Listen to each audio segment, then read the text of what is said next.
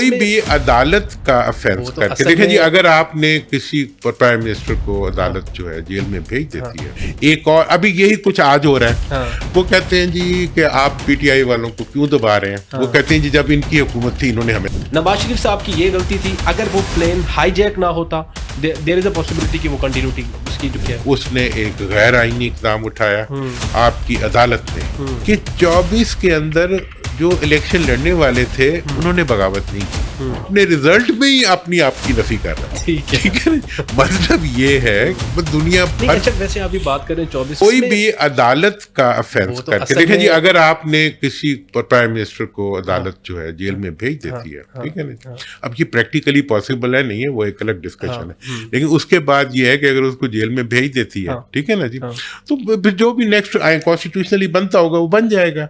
लेकिन अगर आप किसी डिस्टॉर्शन को एक और अभी यही कुछ आज हो रहा है, वो कहते हैं जी कि आप पीटीआई वालों को क्यों दबा रहे हैं, वो कहते हैं जी जब इनकी हुकूमत थी इन्होंने हमें दबाया।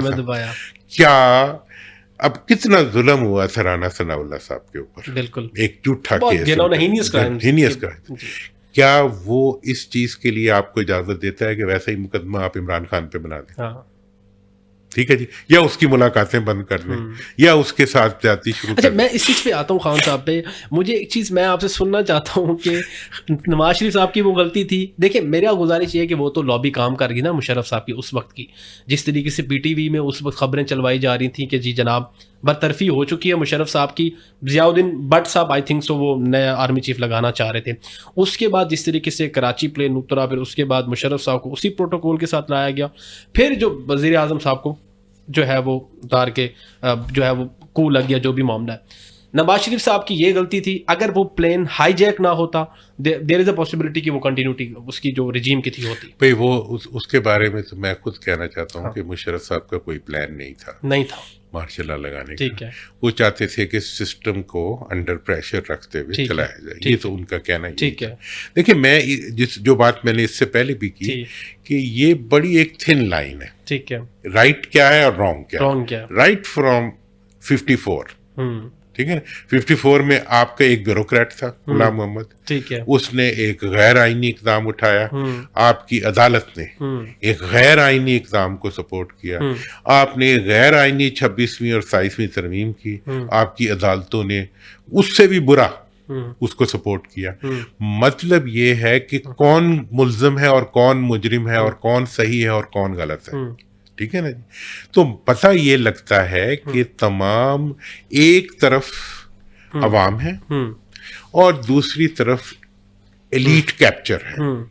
एलीट में आपके वडेरे भी शामिल हैं, आपके ब्यूरोक्रेट्स भी शामिल हैं, आपकी अदालतें भी शामिल हैं, आपके एस्टैब्लिशमेंट भी शामिल है, और ये सारे मिलके एक काम करते हैं, और ये मैं प्रूव कर दूंगा कि इन्होंने अगर एक काम किया है, मुल्क में आइन हुकूमत साजी के लिए बनाया, अवाम को हुकूमत में शामिल करने के लिए नहीं बनाया। मतलब वो आइन आप लॉ के तहत देखें, क्या वो आइन हो सकता है जिसमें लोकल गवर्नमेंट ही ना हो? नहीं, सही बात है। जिसके अंदर अवाम की एम्पावरमेंट ही ना हो, ठीक है जी, और जिसको कभी अवाम के ऊपर, जिसके बुनियादी राइट्स कभी अवाम तक पहुंचे ही ना हो, जिसकी तालीम कभी अवाम तक पहुंची ही ना हो, ठीक है। तो और अब NFC अवार्ड देख लें, मैं तो मेरा तो खून के आंसू रोने को दिल करता है। मुझे तो नफरत हो गई है सियासत से। मैं खुद प्राउडली कहता हूं कि मैं अपने आप को तजिया निगार नहीं कहता, सियासतदान ही कहता हूं। तजिया तो आपका काम है, मैं सियासतदान होते हुए मैं ये कह रहा हूं कि इतना कभी चेहरा है हमारी सियासत का, और सिर्फ सियासत का नहीं है, बाकी इदारों का भी वैसे ही, बिल्कुल, ठीक है जी। और ये सब एक कंप्लीट यूनिफाइड अलायंस मौजूद है अवाम के खिलाफ। अगर अवाम किसी को वाकई अपनी पसंद, अभी क्या हुआ है, मैं करंट पे आ जाऊंगा कि 2024 में 2018 का इलेक्शन जो है वो वैसा ही धांधली ज्यादा था जैसा 2013 का था, और जैसा 24 का था। मैं आपसे ये कह रहा हूं कि आप मतलब 71 के बाद जितने इंतखाबात हुए हैं वो ऐसे ही हुए। 85 का भी ऐसा था कि मुझे नहीं इल्जाम नहीं लगा, पहले अवाम को बता दिया जाता था कि हमने इसको लाना है, लगारी साहब को लाना है इक़्तिदार में। अवाम जो होते थे वो समझ जाते थे कि यार अब क्या हो सकता है, इसने तो आ ही जाना है, तो वो इसी को वोट भी देते थे। 18 तक ये सिलसिला चलता रहा। 18 में मैं तो खुद उसका विक्टिम रहा हूँ। मैंने बहावलपुर की तरफ से नहीं कंटेस्ट नहीं किया था, मैंने ऑब्जेक्शन किया था ऑब्जेक्शन इसके ऊपर कि इमरान के साथ मर्जर के लिए जनूबी पंजाब महाज को कहा जा रहा था, मैंने उस पर इनकार किया था। ठीक है, जिसकी वजह से मेरे पे बहुत प्रेशर डाला गया था कि आप जाएं और पीटीआई में शामिल हो जाएं। अच्छा, 18 की बात कर रहे हैं? 18 की बात कर रहे हैं, बहुत सारे साउथ पंजाब के सारे पूरे के पूरे मतलब बसों में और डालों में बिठा के उनको शामिल करा दी। मतलब ये कोई फरिश्ते नहीं थे जो 18 में आए थे और जो 24 में आए हैं वो शैतान है, ऐसी कोई बात नहीं है। वो भी वैसे ही थे, लेकिन फर्क है एक इसके अंदर कि 24 के अंदर जो इलेक्शन लड़ने वाले थे उन्होंने बगावत नहीं की, 24 में अवाम ने बगावत कर दी। अवाम ने कैसे बगावत? हाँ, आपने इंतखाबी निशान छीन लिया एक पार्टी का, आपने उस पार्टी को जलसों की इजाजत नहीं दी, आपने उस पार्टी को बोलने की इजाजत नहीं दी, नामो लीडरशिप को जेलों में डाल दिया। उसके बावजूद अवाम ने लोटा ढूंढ के, कद्दू ढूंढ के, करेला ढूंढ के उसको जाके वोट डाल दिया। और जब 2024 के इंतखाबात का रिजल्ट आया तो सब लोग फारिग थे।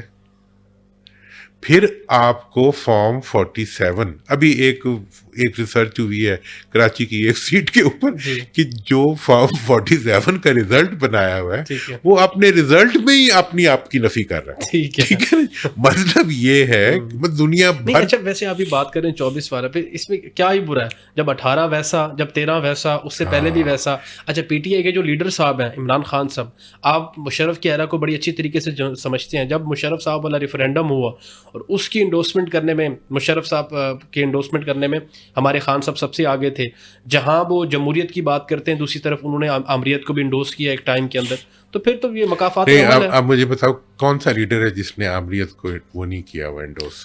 तो बिल्कुल भुट्टो साहब ने वालिद बनाया आमरीत को, हाँ जी, मियां साहब ने वालिद आका बनाया आमरीत को। तो दूसरी जानिब तो हम मानते हैं इमरान खान ने भी किसी को बना लिया होगा, लेकिन बात ये है कि आपने कहाँ आके रुकना है।